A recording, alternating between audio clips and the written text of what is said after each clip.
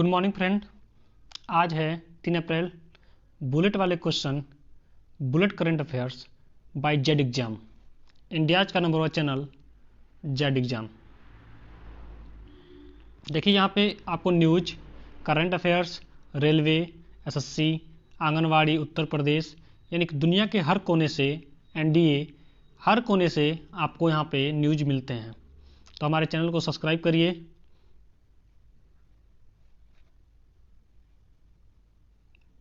Bullet वाले question 3 अप्रैल। चलिए बढ़ते हैं हम क्वेश्चन की तरफ। पहला क्वेश्चन हमारा कुछ इस प्रकार है।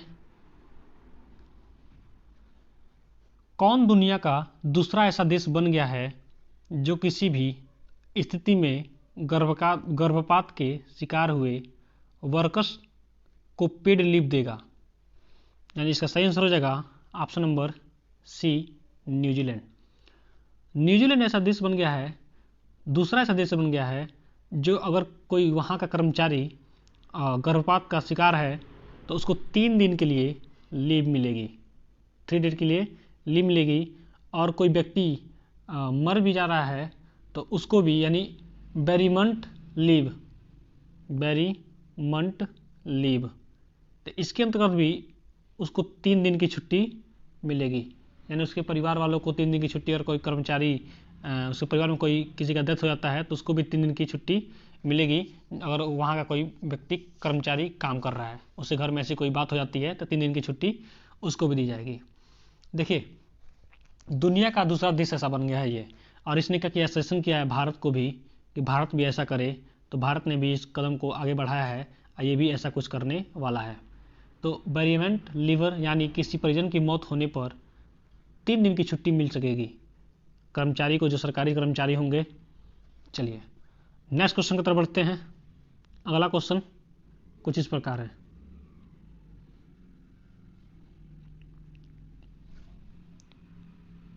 पैन को आधार से लिंक करने की अंतिम तारीख कब तक बढ़ी है? तो इसका सही आंसर हो जाएगा ऑप्शन नंबर डी, 30 जून। 30 जून तक इस डेट को बढ़ा दिया गया है। तो देखिए इसमें आपका क्या आता है, आधार कहाँ से बनता है, तो UIDAI। तो UDI की स्थापना कब हुआ था? 28 जनवरी 2009 को। तो ये नोट कर लीजिएगा। इसका मुख्यालय कहाँ पे है? नई दिल्ली में। इसका मुख्यालय कहाँ पे है? नई दिल्ली में। UDI के अध्यक्ष कौन है? सौरभ गर्ग। तो इसको भी नोट कर लीजिएगा, ये आपके एग्जाम में सीधे पूछ लिए जाएंगे। देखिए अगर आप 30 जून तक ये काम नहीं करते हैं, यानी पैन कार्ड को आधार कार्ड से नहीं जुड़वाते हैं, तो आपको क्या होगा, 1000 रुपये लेट फीस देना पड़ेगा। फिर जुड़वाने के लिए आपको 1000 लेट फीस देना पड़ेगा। अगर आप ऐसा नहीं करते हैं तो आपका पैन कार्ड जो होगा वो अमान्य घोषित कर दिया जाएगा, यानी वो कोई काम का नहीं रहेगा। तो प्लीज़ आप लोग कर लीजिए, 30 जून तक ये काम कर लीजिए, नहीं तो 1000 रुपये देना पड़ेगा और आपका पैन बैन हो जाएगा। चलिए नेक्स्ट क्वेश्चन की तरफ बढ़ते हैं। कौन सा बैंक टेक प्लेटफॉर्म को बेचेगा यूके आर्म? कौन सा बैंक टेक प्लेटफॉर्म को बेचेगा यूके आर्म? तो इसका सही आंसर हो जाएगा ऑप्शन नंबर सी, एक्सिस। सही आंसर हो जाएगा option number C, Axis bank. क्या करेगा इसमें, ये एक्सिस बैंक साझेदारी की बात की है, कुछ पैसे की साझेदारी बात की है एक्सिस से। तो ये क्या करेगा, उसमें साझेदारी की बात की है तो उसमें कुछ लेन देन करेगा पैसे की। तो एक्सिस बैंक की स्थापना कब हुआ था? 1999 में। तो इसको नोट कर लीजिए, 1999 में इसकी स्थापना हुआ था। और इसकी शाखा कहाँ पे है? तो मुंबई। कहाँ है? मुंबई। और देखिए एक चीज़ और, इसका टैगलाइन क्या है? दिल से ओपन। इसका CEO कौन है? अमिताभ चौधरी इसका CEO हैं एक्सिम बैंक के। और टैगलाइन जरूर याद रखिएगा, दिल से ओपन। चलिए नेक्स्ट क्वेश्चन की तरफ बढ़ते हैं। अगला क्वेश्चन हमारा ये है, विश्व ऑटिज्म जागरूकता दिवस कब मनाया जाता है?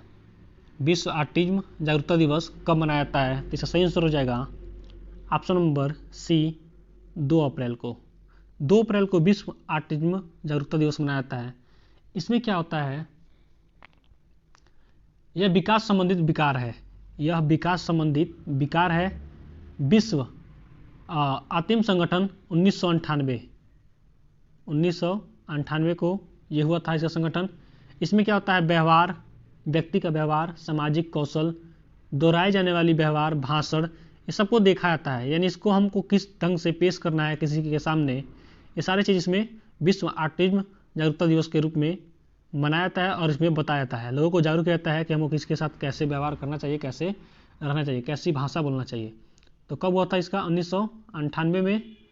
तो इसको आप याद रखिएगा ASD के तहत। किसके तहत, ASD। तो ये याद रखिएगा और नोट कर लीजिए। चलिए नेक्स्ट क्वेश्चन की तरफ बढ़ते हैं। अगला क्वेश्चन हमारा ये है, अंतर्राष्ट्रीय बाल पुस्तक दिवस कब मनाया जाता है? अंतर्राष्ट्रीय बाल पुस्तक दिवस कब मनाया जाता है? इसका सही आंसर हो जाएगा ऑप्शन नंबर सी 2 अप्रैल को। 2 अप्रैल को अंतर्राष्ट्रीय बाल पुस्तक दिवस मनाया जाता है। इसमें क्या होगा, इसका विषय क्या है, विषय जरूर याद रखिएगा, ये पूछा जा सकता है क्वेश्चन। विषय है the music of words, the music of words, the music of words. पढ़ने के प्रति प्यार को प्रेरित करने और बच्चों को पुस्तकों पर ध्यान देने के लिए जागरूकता फैलाया जाता है। ठीक है, तो चलिए नेक्स्ट क्वेश्चन की तरफ बढ़ते हैं। नेक्स्ट क्वेश्चन हमारा ये है,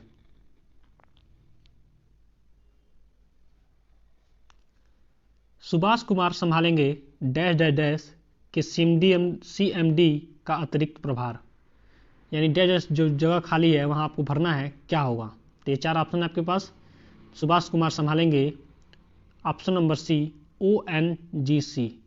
ONGC के CMD का अतिरिक्त प्रभार।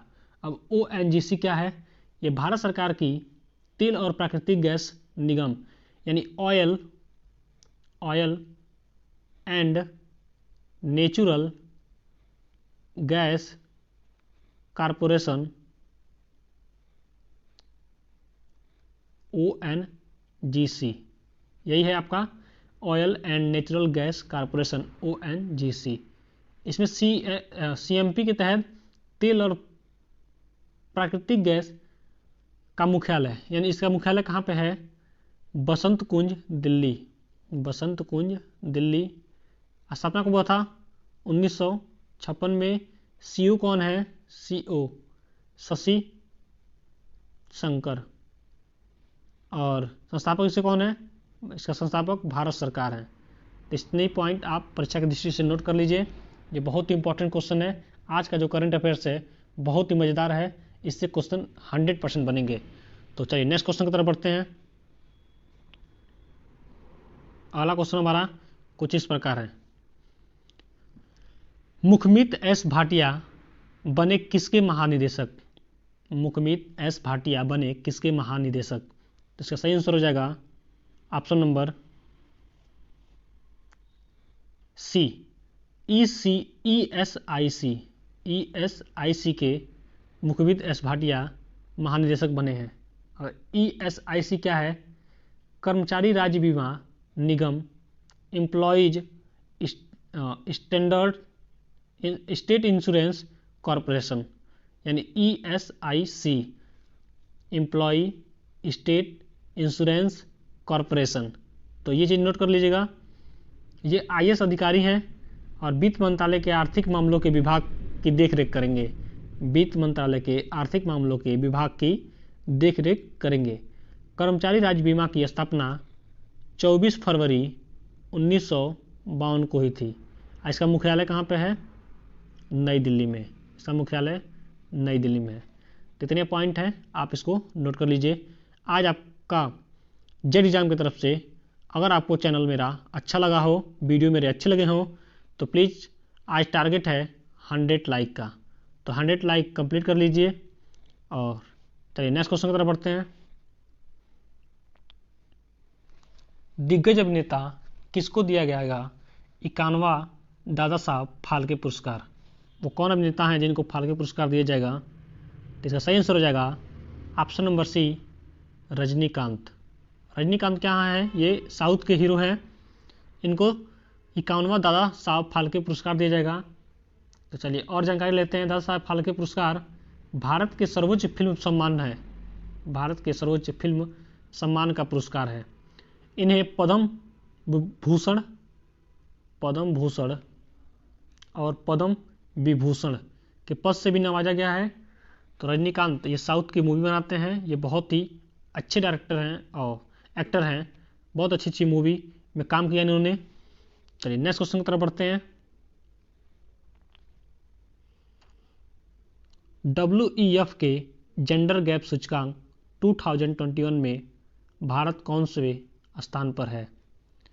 तो देखिए WEF के जेंडर गैप सूचकांक 2021 में भारत कौन से स्थान पे है? इसका सही आंसर हो जाएगा ऑप्शन नंबर डी 140, यानी 140वें स्थान पे है भारत। अब WEF क्या होता है? WEF ये होता है world economic forum, world economy forum. ये 156 देशों में 140वें स्थान पे आया है। भारत 140वें स्थान पे आया है 156 देशों में। तो ये नोट कर लीजिएगा। अफगानिस्तान सबसे खराब देश है, अफगानिस्तान सबसे खराब देश है। ये क्या होता है इसमें? WEF में क्या होता है जेंडर गैप सूचकांक में? इसमें महिलाओं के साथ कोई भेदभाव नहीं होना चाहिए, इस चीज़ को जागरूक किया जाता है WEF जेंडर गैप सूचकांक में। तो महिलाओं के बीच आपको समानता नहीं देखनी चाहिए, सभी महिलाएं एक प्रकार हैं, पुरुष पुरुष होता है, महिला महिला होती है। तो ये सब चीज़ का ध्यान रखना चाहिए, ठीक है। तो चलिए नेक्स्ट क्वेश्चन की तरफ बढ़ते हैं। शांतिर अग्रसेना 2021 सैन्य अभ्यास में भाग लेगी कौन सेना? भाग लेगी कौन सेना? ठीक है, सही आंसर हो जाएगा ऑप्शन नंबर डी भारतीय सेना। शांतिर अग्रसेन 2021 सैन्य अभ्यास में भाग लेगी कौन? भारतीय सेना। तो ये क्या है शांतिर अग्रसेन? चलिए आइए जानते हैं। ये बांग्लादेश बहुराष्ट्रीय सैन्य अभ्यास, ये बांग्लादेश बहुराष्ट्रीय सैन्य अभ्यास के तहत बांग्लादेश के राष्ट्रपिता बंगबंधु, नोट कर लीजिए, राष्ट्रपिता बंगबंधु शेख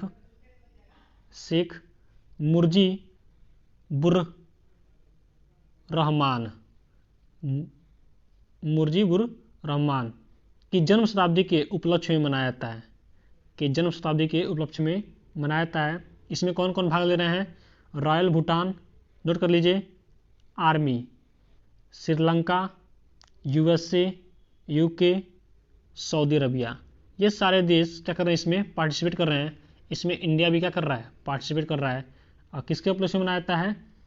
तो बांग्लादेश के राष्ट्रपिता, जैसे हमारे भारत के राष्ट्रपिता महात्मा गांधी, वैसे बांग्लादेश के राष्ट्रपिता बंगबंधु शेख मुजीबुर रहमान की जन्म शताब्दी के उपलक्ष्य में ये चीज़ मनाया जाता है। चलिए नेक्स्ट क्वेश्चन की तरफ बढ़ते हैं। अगला क्वेश्चन इस प्रकार है, केंद्र ने वापस ले लिया किस बचत योजना पर ब्याज कटौती का आदेश? तो इसका सही आंसर हो जाएगा ऑप्शन नंबर सी छोटी ब्याज की कटौती पर। केंद्र सरकार ने वापस ले लिया किस बचत योजना पर ब्याज कटौती का आदेश? तो छोटी ब्याज कटौती पर यह आदेश अपना उन्होंने कुछ आदेश दिया था, उसको क्या किया है? वापस ले लिया है। तो 2021 के लिए, 2021 और 22 के लिए NSG क्या होता है? NSC राष्ट्रीय बचत प्रमाण पत्र, राष्ट्रीय बचत प्रमाण पत्र। चलिए नेक्स्ट क्वेश्चन की तरफ बढ़ते हैं। पेटीएम मनी ने पुणे में खोला नया डैश सेंटर, तो कौन सा सेंटर खोला है? RD, option number C RD centre खोला है। एक होता है FD फिक्स डिपॉजिट, यानी एक ही बार फिक्स कर दिया जाता है। एक होता है RD का मतलब ये होता है आपको मंथली या छमाही या सालाना पैसा कुछ जमा करते रहना पड़ेगा। तो RD और FD अच्छे से समझ लीजिए। FD होता है फिक्स डिपॉजिट और RD हर महीने या हर 6 महीने पे या साल भर में एक बार आपको जमा करना पड़ता है, ठीक है। और FD एक बार फिक्स हो जाती है, कुछ साल के लिए, कुछ महीनों के लिए। तो यही होता है। और NSC राष्ट्रीय बचत प्रमाण पत्र। चलिए नेक्स्ट क्वेश्चन की तरफ बढ़ते हैं। और RD ये क्या होता है? म्यूचुअल फंड गोल्ड लोन होता है। इसका मुख्यालय कहाँ पे है? पेटीएम का मुख्यालय कहाँ पे है? नोएडा, नोएडा उत्तर प्रदेश। संस्थापक कौन है? विजय शंकर मार्ग। और सीईओ कौन है? वरुण श्रीधर, वरुण श्रीधर। चलिए नेक्स्ट क्वेश्चन की तरफ बढ़ते हैं। अगला क्वेश्चन हमारा कुछ इस प्रकार है, कितनी राफेल फाइटर जेट्स की चौथी खेप पहुंची भारत? चौथा खेप यानी फ्रांस से चौथे बार राफेल के ग्रुप आ रहे हैं, यानी चौथा ये ग्रुप है जो राफेल फिर से आ रहे हैं। भारत ने क्या किया था? रसिया से बहुत सारा राफेल खरीदा था, उसमें से चौथा खेप भारत आ रहा है। तो कितने राफेल उसमें आ रहे हैं? इसका सही आंसर हो जाएगा ऑप्शन नंबर डी, 3। 3 राफेल आ रहे हैं रसिया से, रूस से भारत के लिए रवाना हुए हैं। तो आईएएफ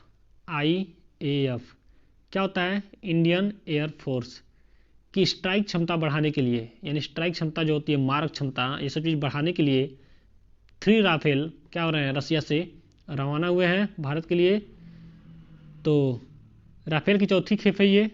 और इसमें हैमर मिसाइल, इसमें कौन सा मिसाइल? Hammer missile. ये बहुत खतरनाक तरीके का एक मिसाइल होता है, उससे ये क्या है? पूरी तरह से लैस है। चलिए, Z exam by Akhilesh sir, dose for you, WEF के जेंडर गैप सूचकांक 2021 में भारत कौनवे स्थान पर है? तो इसका आंसर आप कमेंट बॉक्स में दीजिए। हमारा चैनल आपको अच्छा लगा हो, हमारा वीडियो आपको अच्छा लगा हो तो प्लीज़ एक लाइक कर दीजिए, सब्सक्राइब कर दीजिए और अपने दोस्तों के पास शेयर कर दीजिए। Thanks for watching.